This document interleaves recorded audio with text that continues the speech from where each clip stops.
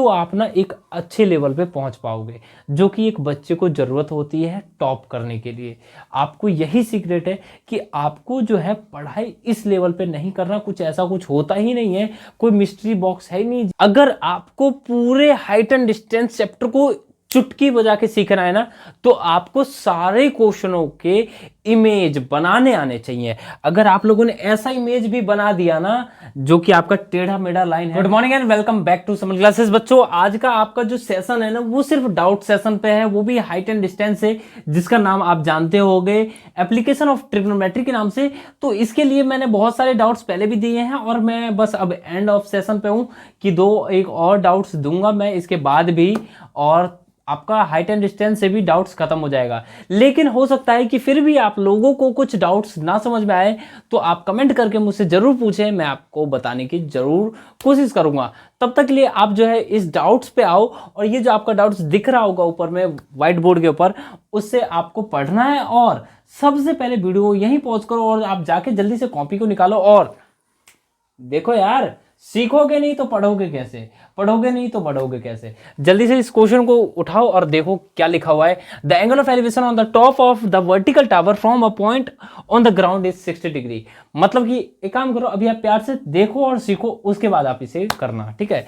सबसे पहले the angle of elevation of the top of vertical tower from the point on the ground is 60 degree. मतलब एक आपका vertical tower है जिसका किसी पॉइंट से उसका जो एंगल ऑफ एलिवेशन है वो है आपका 60 डिग्री। सबसे पहले इस क्वेश्चन को करने के लिए आपके पास एक वर्टिकल टावर होना चाहिए। क्या आपके पास वर्टिकल टावर है? अगर है तो आप इसे ऐसे नोट डाउन करें। मान लेते हैं कि आपका वर्टिकल टावर है और किसी पॉइंट से, ठीक है, किसी ग्राउंड के एक पॉइंट से इसका जो एंगल ऑफ एलिवेशन बन रहा है वो बन रहा है 60 डिग्री का। मतलब कि आप समझ ही गए होंगे कि ये रहा आपका 60 डिग्री का एंगल, कोई दिक्कत नहीं। चलो, उसके बाद क्या कह रहा है? From another point 10 metre vertically above the first. मतलब कि जहां पे ये पॉइंट है ना, इसी से 10 मीटर के ऊपर, ठीक है, इससे 10 मीटर की हाइट पे ऊपर, यहां पे आप 10 मीटर रिप्रेजेंट कर दें, ठीक है। अच्छा जी, इससे 10 मीटर की हाइट पे जो एंगल है, it's angle of elevation is 30 degree, ठीक है। मतलब कि यहां से अगर एंगल ऑफ एलिवेशन की बात करूं तो ये आपका बन गया कितने का? 30 डिग्री का। तो अब आपको बतानी है find the height of the tower. मतलब कि इसका जो हाइट रहा होगा वो क्या रहा होगा। एक बात बताऊं, सरल और साधारण सी बात, अगर आप लोगों को इस पूरे हाइट एंड डिस्टेंस चैप्टर में, अगर आपको पूरे हाइट एंड डिस्टेंस चैप्टर को चुटकी बजा के सीखना है ना, तो आपको सारे क्वेश्चनों के इमेज बनाने आने चाहिए। अगर आप लोगों ने ऐसा इमेज भी बना दिया ना जो कि आपका टेढ़ा मेढ़ा लाइन है, तो समझ जाना कि आप लोगों को वो पूरा हाइट एंड डिस्टेंस चैप्टर आ गया। लेकिन अगर आपको हाइट एंड डिस्टेंस का इमेज बनाना है तो उसके लिए आपको क्या जरूरत है? इस क्वेश्चन को समझना। और इस क्वेश्चन को समझने के लिए आपको किस चीज की जरूरत है? कि आप उस क्वेश्चन को 2 बार नहीं 3 बार पढ़ो, 4 बार पढ़ो, जब तक समझ में ना आए तब तक पढ़ो। चलो, पढ़ लिया, समझ में भी आ गया, इमेज भी बना लिया, अब इसे करना कुछ नहीं है, सिंपल। जो बोला गया है कि बताओ, उसी को हम मान लेंगे x। तो लिखेंगे हम सबसे पहले कि लेट, मैंने सपोज कर लिया कि इसका जो हाइट रहा होगा वो x मीटर का रहा होगा, कोई दिक्कत नहीं। अब आपको बताना क्या है कि अगर ये 10 मीटर है तो हम भी जानते हैं कि यहां से लेकर यहां तक का भी 10 मीटर का रहेगा। ओके, अगर ये 10 मीटर आ गया, कोई दिक्कत। अब अगर मैं इस इमेज से बात करूं और इससे बात करूं तो आपको दिख रहा होगा कि ये जो पार्ट है, ठीक है, ये जितना भी रहा होगा, मुझे नहीं पता अभी और आपको भी नहीं पता, ये जितना रहा होगा उतना ही ये वाला पार्ट रहा होगा, ठीक है। ये दोनों पार्ट जो रहे होंगे सेम साइज के रहे होंगे, तो इस हिसाब से ये दोनों कॉमन पार्ट हो सकते हैं। कॉमन नहीं है, हालांकि इक्वल है तो हम कह सकते हैं, ठीक है। चलिए, अगर आपका ये आ गया है ना, तो इससे आप ये पूरा निकाल लेंगे, ये पूरा आपका कुछ भी आएगा। ओके, तो आपका सिंपल सा आ तो गया हाइट ऑफ द टावर, यही आना चाहिए था, है ना। अब आपको चाहिए क्या? इसके लिए आपको इसकी जरूरत पड़ेगी, ठीक है। तो इसके लिए आपको इसका सबसे पहले करना है नामकरण। तो नामकरण करते हैं A B C D E कर दिया। चलो जी, अब मैं कहता हूं अगर आपको डी ई सी के अंदर देखो, लिखो आप in right triangle C D E, इस ट्राइंगल के अंदर देखने के लिए कह रहा हूं, और ये आपका है एंगल 30 का, तो आप लिखोगे tan 30 इक्वस टू क्या हो जाएगा आपका, डी ई तो बेस है और ई सी जो है आपका क्या है, परपेंडिकुलर, इसी अपॉन में आ जाएगा आपका डी ई। ओके, चलिए अब आपका डी ई आ गया। डी ई की वैल्यू अगर मैं बात करूं तो आपकी क्या हो जाएगी, डी ई अपॉन में √3 इक्वस टू ई सी। ठीक है, क्योंकि tan 30 की वैल्यू आपको पता ही है 1/√3 होता है। डी ई की वैल्यू आपकी आ जाएगी ई सी √3। कोई दिक्कत की बात नहीं है, यहां तक आप लोगों को समझ में आ गया। इसका नाम हम देते हैं इक्वेशन फर्स्ट, क्योंकि बाद में हम इसमें यूटिलाइज कर लेंगे, है ना। अब अगर मैं कहता हूं इस ट्राइंगल के अंदर देखो, इन ट्राइंगल ए बी सी, लिखो यहाँ पे in right triangle A B C. अगर मैं कहता हूं यहां पे आपका है 60 का, तो आप लिखोगे tan 60 जो कि आपका हो जाएगा बी सी अपॉन में ए बी। ठीक है, अब tan 60 यहाँ पे ए बी है आपके पास, तो ए बी की वैल्यू अगर आप निकालते हैं तो आपकी क्या आ जाएगी, A B equals to B C upon में √3। कोई दिक्कत की बात नहीं है, इसका नाम हमने दे दिया इक्वेशन सेकंड। अब जैसा कि हम जानते हैं, क्या जानते हैं, we know that A B equals to D E. ठीक है, अब अगर आपका ए बी जो है डी के बराबर है, तो आपका दिख रहा होगा कि ये वाला जो पोर्शन हो जाएगा इसके बराबर हो जाएगा, तो चलो इसे भी इक्वल लिख लेते हैं। तो आपका ये क्या आ जाएगा, E C √3 equals to B C upon में √3। ये क्या आया, अब ये देखो ई सी क्या है आपका, देखो इसी क्या है नहीं पता। तो अगर मैं कहता हूं कि ये जो आपका BC पोर्शन है, BC को अगर मैं लिखना चाहूं तो मैं लिख सकता हूं BE प्लस EC, कोई दिक्कत नहीं आएगी। तो आप लिखोगे EC √3 इक्वस टू, यहां पे आप √3 देख रहे होगे, अगर ये इधर मल्टीप्लाई करने के लिए भेज दूं तो आपका हो जाएगा √3 इक्वस टू, BC को मैंने कहा आपसे लिखने के लिए क्या बच्चों, EC या फिर प्लस में EB, कोई दिक्कत नहीं है। अच्छा जी, EC ये रहा, EC ये रहा, यहाँ पे आप देख रहे होगे √3 इंटू √3 क्या होता है, 3EC equals to EC plus EB। अब हमें किस चीज़ की जरूरत है, EB की वैल्यू आप देख रहे हो कि यहाँ पे क्या है, 10 मीटर की, और ये आपका EC जो है, अगर मैं इसे इधर बुला लूँ तो ये आपको माइनस में हो जाएगा, तो आपका आ गया 2EC इक्वस टू 10। अगर मैं EC की बात करूं तो आपका आ जाएगा 10/2 जो कि हो जाएगा 5 मीटर का। मतलब EC देखो इसके अंदर EC जो है आपका क्या है, 5 मीटर का। ठीक है, और आपको अगर पूरी हाइट की बात की जाए, किसकी बात करूं मैं, हाइट ऑफ टावर, जो कि आपका है x मीटर, और जो कि आपका आ जाएगा किसके बराबर, CE प्लस में EB के बराबर। तो CE की जो वैल्यू है इसमें आपकी वो क्या है, अभी हम लोगों ने फाइंड किया कि CE जो है आपका 5 मीटर के बराबर है, तो हम इसे लिख देंगे 5 मीटर प्लस में EB जो आपका है यहाँ पे, अभी हम लोगों ने देखा कि EB की जो वैल्यू है वो है 10 मीटर की, तो ओवरऑल आपका आ जाएगा 15 मीटर। तो ये आपकी आ जाएगी हाइट ऑफ द टावर। अगर यहाँ तक आप लोगों को समझ में आया तो चलिए बढ़ते हैं नेक्स्ट क्वेश्चन की तरफ, इससे भी ज़्यादा मजेदार और इससे भी ज़्यादा समझने वाला है। जल्दी से इसे नोट डाउन करो और जल्दी से वेट करो।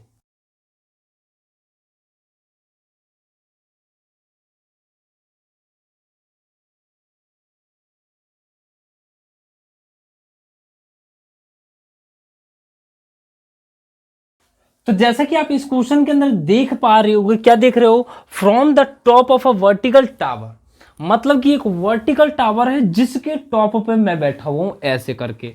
ठीक है, और मैंने देख रहा हूं, क्या कर रहा हूं, मैं देख रहा हूं, गॉट इट। चलो मैंने देखा, क्या देखा, दूर में 2 गाड़ी आ रही है मेरे तरफ। ठीक है, फिर से पढ़ेंगे फिर समझेंगे, नहीं तो मैं तो पहले ही समझा दूंगा। तो इसलिए from the top of vertical tower, vertical tower पर, ठीक है, वहां पे बैठा हुआ है कोई आदमी या फिर वहां से देख रहा है, वो हटा दो आप। The angle of depression of 2 car in the same straight line with the base of the tower, मतलब कि जो रोड होता है ना, इसी के ऊपर टावर है, तो उन दोनों का बेस, मतलब गाड़ी का बेस और ये जो टावर है उसका बेस दोनों का सेम है। ओके, क्या कह रहा है, at an instant are found to be 45 and 60 degree. मतलब कि मैं जो यहाँ टॉप पे बैठा हूँ, कहाँ पे, वर्टिकल टावर पे, और यहाँ से मैं देख रहा हूँ कहाँ पे, मैं देख रहा हूँ जमीन पे। वो भी क्या देख रहा हूँ मैं ये देख रहा हूँ कि जो एंगल ऑफ डिप्रेशन है दोनों गाड़ी का वो है 45 एंड 60 डिग्री। तो क्या कह रहा है, if the car are 100 apart, मतलब कि वो जो गाड़ी है वो एक दूसरे से 100 मीटर की दूरी पर हैं। उसके बाद and are in the same side of the tower, मतलब कि दोनों ही एक ही साइड पे हैं। ये नहीं कि ये रहा टावर एक इस साइड एक इस साइड, नहीं, दोनों को इसी साइड से देखा है मैंने। पहले एक गाड़ी है उसके बाद एक दूसरी गाड़ी है। तो उसके बाद क्या कह रहा है, find the height of the tower. तो मैं जो टावर पे बैठा हूं उसका हाइट क्या रहा होगा।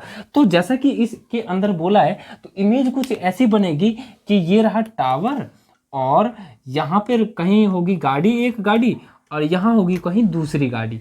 मतलब कि अगर मैं इसे मैच कर दूं इससे, ठीक है, और मैं बैठा हूँ यहाँ टॉप पे, मैंने देखा सबसे पहले तो जो एंगल ऑफ डिप्रेशन बन रहा है, चलो पहले मैं इमेज बना देता हूँ उसके बाद मैं आपको सही से समझा दूंगा।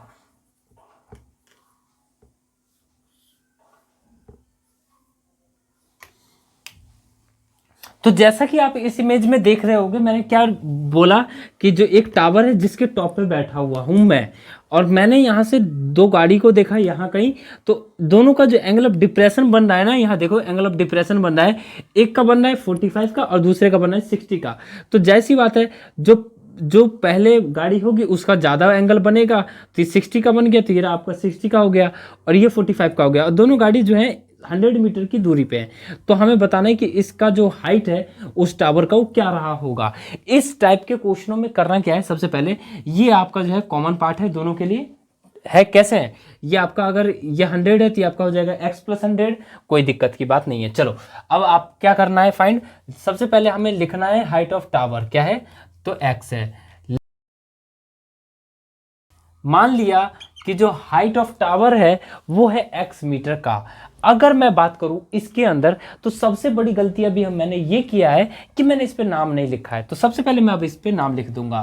क्या नाम होगा इसका, A B C and D। मैंने इसका नामकरण भी कर दिया, लेकिन अब मैं करूं तो करूं क्या, ABC ट्राइंगल के अंदर मैं देखने को कहूंगा अब आपसे, तो लिखूंगा मैं क्या, इन राइट ट्राइंगल ABC। क्या देख रहा हूं मैं इस ट्राइंगल के अंदर, मैं ये देख रहा हूं कि आपका जो 60 का एंगल बन रहा है ना, तो tan 60 की वैल्यू वो आपकी हो जाएगी P/B। P है आपका, H अपॉन में हो जाएगा X। tan 60 की वैल्यू होती है √3, तो मैं यहाँ लिख दूंगा √3, तो आपका जाएगा x√3 = H, जो कि मेरे को चाहिए। अब यहाँ पे x है, इसे हम बाद में देखेंगे। चलो, या फिर आप एक काम भी कर सकते हो, यहाँ पे x की वैल्यू निकाल लो H/√3, जो कि आपको बाद में निकालना ही पड़ता है या फिर देखा जाएगा। अब सबसे पहली बात ये हो गई। इसके बाद अब मैं बड़े वाले ट्रायंगल के अंदर देखने के लिए कहूँगा। कहोगे कि सर आप तो ट्रायंगल के अंदर ही दिखवाते हो, कभी कुछ और दिखलाओ। तो मैं कहूँगा कि पहले इसे देखो, उसके बाद तो बहुत कुछ देखना बाकी है अभी आपका। ABD इस ट्रायंगल के अंदर मैं कहता हूँ अगर देखने के लिए, तो आपसे कहूँगा लिखने के लिए इन right triangle ABD। ABD triangle के अंदर अगर देख रहे हो तो ये क्या है, ये है आपका सिंपल सा, ये एंगल है आपका 45 का। क्या है एंगल आपका 45 का। तो आप सिंपली क्या करो कि आप कहोगे tan 45 लगाऊंगा सर मैं, और आपका जो हाइट है वो अपॉन में ये BD लिख दूंगा मैं। ठीक है, मैं कहूँगा कोई दिक्कत नहीं है, ये BD प्रॉपरली लिख लो बस आप। tan 45 की जो वैल्यू होती है वो 1 होती है, तो BD को अगर मैं इधर ट्रांसपोज करूँगा तो BD ही हो जाएगा, क्योंकि मल्टीप्लाई हो जाएगा BD का 1 से। ठीक है, अच्छा जी, अब BD जो था वो क्या था, 100 प्लस में BC या फिर X मान सकते हो आप। ठीक है, तो आपका क्या हो जाएगा, ये 100 प्लस में X इक्वल टू आपका आ गया H। अब यहाँ से अगर मैं कहता हूँ कि बच्चों X की ना वैल्यू निकाल लोगे, कहोगे सर क्यों, तो मैं कहूँगा कि सर यहाँ पे जो आपका ये X है ना, ये यहाँ पे वैल्यू आ जाएगी, तो मैं डायरेक्टली इन दोनों को क्या कर दूंगा, कंपेयर। तो आप कहोगे कि ओके सर, तो h माइनस आ जाएगा आपका 100। ये आप इक्वेशन सेकंड का नाम दे दो, कोई दिक्कत नहीं है। अब आप फर्स्ट इक्वेशन को देख रहे होगे और सेकंड इक्वेशन को देख रहे होगे, क्या देख रहे हो, x की वैल्यू कुछ है और x की वैल्यू कुछ और है, तो मतलब जाहिर बात है दोनों ही इक्वल होगा। तो मैं बिल्कुल कहूँगा यस, सही पकड़े। तो आप से मैं कहता हूँ लिख दो आप, from equation first and equation second we get, हमें क्या मिल रहा है, हमें सिंपल सा ये मिल रहा है h अपॉन में √3 इक्वल हो जाएगा h माइनस में 100 के, कोई दिक्कत की बात नहीं है। दूसरी चीज, यहां √3 था, इसे अगर मैं इधर ट्रांसपोज कर दूं तो क्या हो जाएगा बताओ आप, h equal to √3h minus 100 √3, कोई दिक्कत की बात नहीं है। अब इसको आप इधर बुला लो और इस माइनस वाले को इधर भेज दो, क्यों, क्योंकि √3 की वैल्यू ना 1 से बड़ी होती है और बड़े वाले को प्रीफर करना कर सकते हो, कोई दिक्कत नहीं है। बाद में माइनस का साइन आएगा फिर खुद भुगतना, मेरे से मत बोलना, ठीक है। कहोगे तो मैं करूंगा, नहीं कहोगे तो नहीं करूंगा, बताओ क्या करूं, कर दूं, चलो मैं आपकी मर्जी कर देता हूं। h minus √3 h equal to minus का 100 √3 आ गया। चलो जी, इसमें से अगर ये माइनस होगा तो क्या आएगा, ये आपका आ जाएगा माइनस का, मैं डायरेक्ट सॉल्व कर दूं या बिल्कुल एक एक स्टेप, चलो मैं डायरेक्ट नहीं करता हूं, तो आपका आ जाएगा 1 माइनस √3 इक्वल टू 100 √3 माइनस मैं लगाऊंगा h इंटू, अगर √3 की वैल्यू रखें तो 1.732 होता है, ठीक है। चलो मैं कुछ नहीं दे रखा है तो 1.73 रख देता हूँ इक्वल टू 100 इंटू में √3, ठीक है। अगर मैं इसे इससे माइनस करता हूँ तो क्या आएगा बताओ, जल्दी बताओ, ये आपका आ जाएगा h इंटू में माइनस का आ जाएगा कितना 0.73 इक्वल टू, अगर मैं इसमें भी वैल्यू पुट कर देता हूँ क्या 1.73 इंटू में 100, और ये माइनस का चल रहा है और इस माइनस से माइनस कैंसल आउट अब होगा। अगर आप यहाँ पे वही कर देते तो माइनस आता ही नहीं है आपका, ठीक है। h इक्वल टू आपका क्या आ गया 173 अपॉन में 73, वो भी पॉइंट पे, पॉइंट हटेगा यहाँ पे 100 आएगा और आगे आप सॉल्व करोगे और मुझे बताओगे। अब दूसरी चीज, एक और बात, अभी तक मैंने आप लोगों को बहुत सारे डाउट्स दिए हैं, ठीक है, इससे भी ज़्यादा मैं दे सकता हूँ, कोई दिक्कत नहीं है, लेकिन मुझे नहीं पता कि आप लोगों को कितना डाउट्स चाहिए और किस चीज़ को समझ में आ नहीं रहा, तो आप कमेंट करके मेरे से पूछें, ठीक है, मैं आपको बताऊंगा, मैं आपकी हेल्प करूंगा, ठीक है। दूसरी बात, जितने भी डाउट्स मैंने दिए हैं वो इनफ तो हैं, बट उसके जैसे जैसे अगर आप और सारे क्वेश्चनों को बार बार करोगे और अच्छे से सीखोगे तो आप ना एक अच्छे लेवल पे पहुंच पाओगे, जो कि एक बच्चे को ज़रूरत होती है टॉप करने के लिए। आपको यही सीक्रेट है कि आपको जो है पढ़ाई इस लेवल पे नहीं करना, कुछ ऐसा कुछ होता ही नहीं है, कोई मिस्ट्री बॉक्स है ही नहीं खाओगे और आप बढ़ पाओगे, ऐसा कुछ नहीं होता। आपको एक क्वेश्चन को 3 से 4 बार लगाना होता है, लगाओ अपने आप हो जाएगा। मतलब 3 से 4 बार 5 बार लगाने का मतलब ये है कि आप उन चैप्टरों को बार बार रिवीजन करो टाइम पे, मतलब ऐसा नहीं जैसा आपने इस महीने में रिवीजन किया फिर अगले महीने में करो, फिर आप 1.5 महीने बाद करो, मतलब 1 साल का जो टाइम है उसके अंदर आप ज़्यादा से ज़्यादा रिवीजन करो, ठीक है। अगर यहाँ तक आप लोगों को समझ में आया है तो वीडियो को लाइक कर देना, चैनल को सब्सक्राइब कर लेना, ताकि आप अपने अमन भैया के साथ एकदम आगे बढ़ सकें। मिलते हैं फिर अगले डाउट सेशन या फिर नए चैप्टर के साथ, तब तक के लिए बाय बाय।